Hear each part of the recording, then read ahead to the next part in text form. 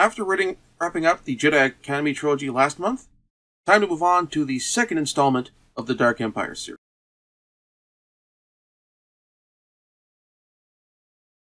There was originally planned to be a short novel called Lightsider, set between Dark Empire 1 and 2, and written by Veich, showing Luke meeting Cam and turning him back to the light side.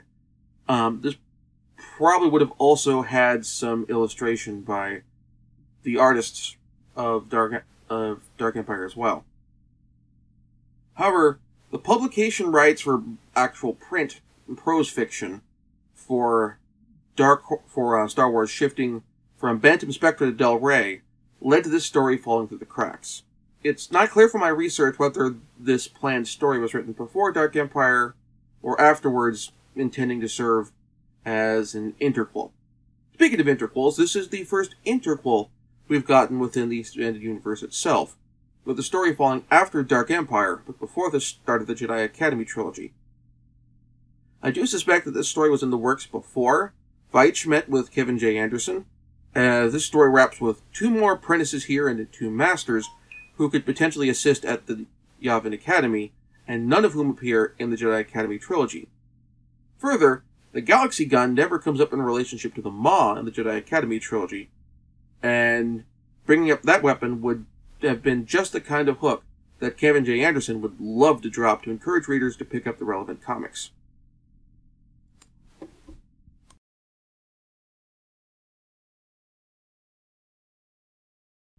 Following the events of Dark Empire, the New Republic government is still rebuilding after the Emperor Reborn's offensive. Luke has yet to establish the Yavin Academy and is still looking for Jedi, particularly Vima Da Boda, and Jedi artifacts, particularly Holocron. Leia is pregnant with her and Han's 3rd child. At some point in between the series, Luke met Cam Salazar, the son of a Jedi Knight, who was captured by Palpatine, turned to the dark side through torture, and indoctrinated at a secret Imperial facility on Vijun to become one of Palpatine's dark side adepts. Luke had brought Cam back to the light side and is now traveling with him. At the start of the series, the reconstruction of Coruscant continues, while the Republic government stays based out of Pinnacle Base, and the Republic military starts to make inroads into the galactic core. The Imperial Remnant itself now lies under the control of the Emperor's dark adepts, but they're feuding amongst themselves, some willing to wait for the Emperor to be reborn again, others wanting to rule on their own. The Republic and Empire come into conflict over the planet Balmorra, former home to Imperial manufacturing facilities and which now has pledged itself to the Alliance. With the help of the planet's latest battle droids, the Republic comes out on top, putting the Republic in a position where they can push on to Biss itself. Luke, Leia, and Han have other goals. Luke has learned about the great Jedi archive of Ossus from the Holocron, while Leia and Han are looking for Vima Da Boda on Nar Shaddaa. Meanwhile, on Biss, Executor Cedrus has returned from his defeat on Balmorra to discover that 2 other Force acolytes have been killing the Emperor's clones. Cedrus kills them, and then learns that the Emperor has been reborn once again in his final clone. On Nar Shaddaa, Han and Leia find themselves once again running into Boba Fett, along with a group of stormtroopers led by a pair of dark-side adepts. They manage to evade both and find Vima. On their departure, Han's old friend Mako Spince tries to sell him out to a waiting Imperial Star Destroyer, but Han tricks the Star Destroyer into locking their tractor beams onto Mako's control power, killing Mako and destroying the Star Destroyer. On Ossus, Luke and Cam arrive and find two Force-sensitive teenagers, Rafe and Jem, tied to a tree. Luke and Cam free them only to be attacked by their tribe, the Asana, all of whom are Force-sensitive to varying degrees. The Jedi and Jedi in training fend off the Asana using non-lethal tactics and are ultimately welcomed into the tribe. Two Darkseid adepts, Cedrus and another one named Gore, land on Ossus with the force of stormtroopers. Gore and the troopers are badly beaten by the Jedi and Asana, but Cedrus takes Jem hostage. But before Cedrus can escape with her, Asana is rescued by Jem is rescued by an ancient plant Jedi, Ood Binar. Binar sacrifices himself to capture Cedrus and kill him. With the threat defeated, the Asana lead Luke and Cam to the Jedi library that they, and Ood Binar, had protected for thousands of years.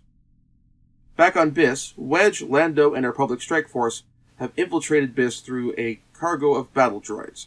They initially make some headway until the Empire unleashes a force of Rancors that have been mutated with Sith alchemy. This drives the team back and almost wiped out, until Shala Nix and a group of other smugglers rescue the team and gets them out.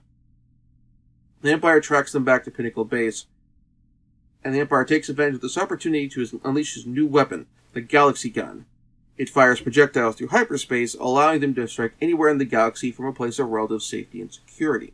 Their first target is Pinnacle Base, which barely manages to be evacuated before it is destroyed. Luke and company witness the planet's destruction from space, while Leia feels it through the Force.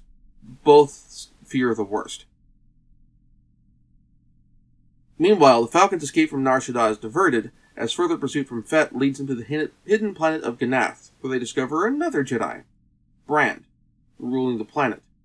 After Brand learns of the current state of the Jedi, and the attempts to revive the Jedi Knights, Brand abdicates with the consent of his people, joining Han, Leia, and Vima Da Boda on the repaired Falcon.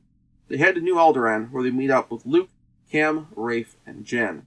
Luke brings them up to speed on his discoveries, particularly on the technique of Jedi battle meditation. Luke wants to head to Biss to assist Lando and Wedge, while Han and Chewie head out in the Falcon to check for more information. During this time, the Jedi take stock, but the tranquility of the planet is broken by an attack by Imperial forces, who seek to capture all of the Jedi. Luke is poisoned by Imperial assassin robots with two Darkseid adepts waiting to finish the job, but they are defeated by Leia and Jen and healed by Vima. However, while Luke is healed, Jen is wounded too severely for Vima to be able to save her. And so Vima can only stabilize her just long enough for she to say goodbye to her brother. There was little time for mourning, though, as three more Darkseid adepts try to kidnap Jason and Jaina, only to be stopped by Cam, Rafe, and Brand. As a larger Imperial force of AT-ATs and battle droids start to approach, Han returns with Sala, Lando, Wedge, and a squadron of X-Wings. They fend off the attack just long enough for the settlement to be evacuated. At the Republic's new base over Nespis 8, Leia gives birth to her third son, Anakin Solo, and they learn that Pinnacle Base was evacuated in the nick of time, and Mon Mothma, Akbar, and the others are still alive. The New Republic is on the ropes, but they're not out yet.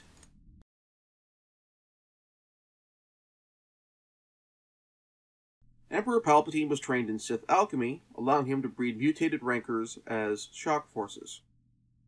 The dark side itself can be infused into things, with the Empire deploying fighters containing the brains of pilots, which have in turn been infused with the dark side. A new Imperial super weapon has been built, the Galaxy Gun, a cannon that fires projectiles through hyperspace, and which itself is somewhat mobile, but not self-sufficient. The Sith Wars became considerably more violent and more catastrophic before their conclusion, which we see with the destruction on Ossus.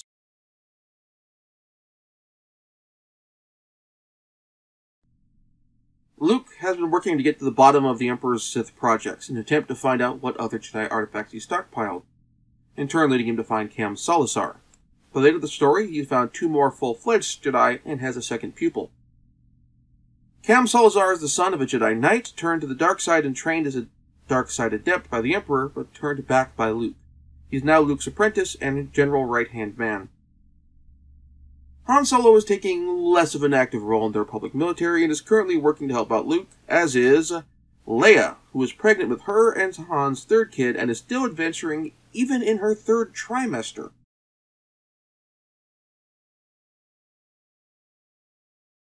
This comic seems to have been mostly ignored by the rest of the expanded universe. Stuff from Dark Empire 1 shows up in later work, certainly, but not some of the stuff that is exclusive to Dark Empire 2, aside from broad strokes like not using certain planets later.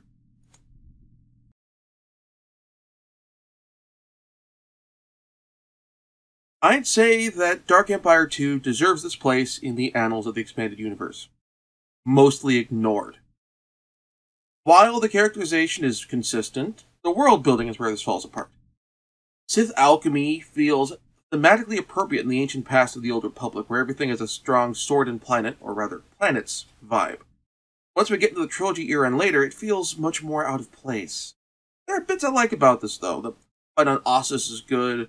The idea of a tribe of what was very likely Jedi apprentices working to protect the remnants of a ruined Jedi library is great. Also, I actually don't mind the continuing resurrections of Palpatine necessarily. Star Wars has always borrowed from Flash Gordon all the way back to the very beginning, which is born out of Lucas not being able to get the rights to make a Flash Gordon movie and instead choosing to do his own thing. One of the common traits of Flash Gordon as a series is Emperor Ming the Merciless will not die. Every serial ends with theoretically Ming having been slain or something like that, but then some little hint that maybe he's still around, whether a close-up on his ring or something else to give the implication that no, Ming will return or may return when we do another serial. Indeed, the Emperor Reborn's costume design with the big flared collar is a great call-out to that, though it lacks the colorful flamboyance of Ming himself.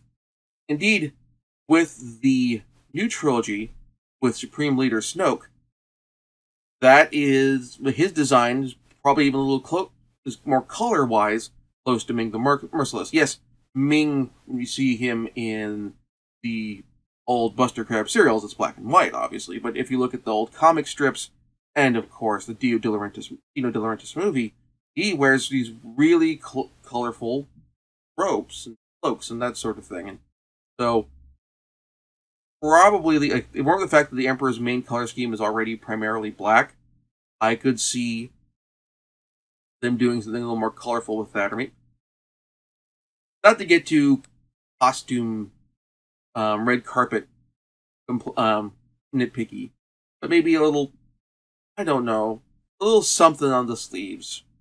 Not work or something, I don't know. Anyway.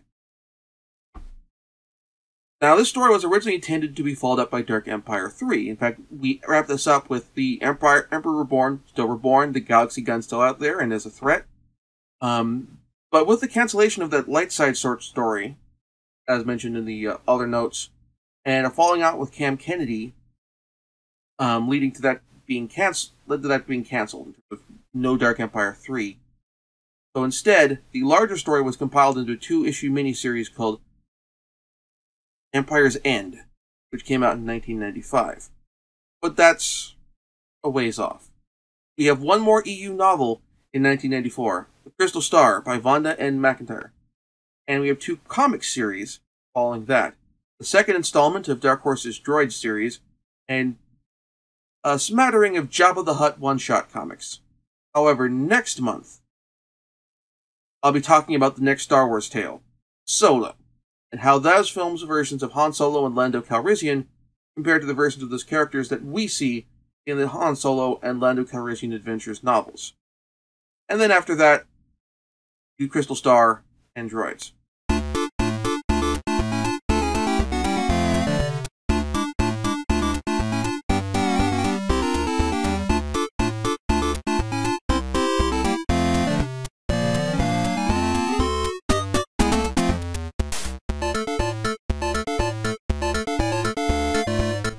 Thank you very much for watching. If you enjoyed the show, please like and subscribe. Also consider backing my Patreon. Patreon backers get episodes up to 1 week early of this show and any future Let's Plays. Also, please consider backing my Ko-fi. Tossing me a few bucks also helps support the show, and it's not a monthly obligation or anything like that.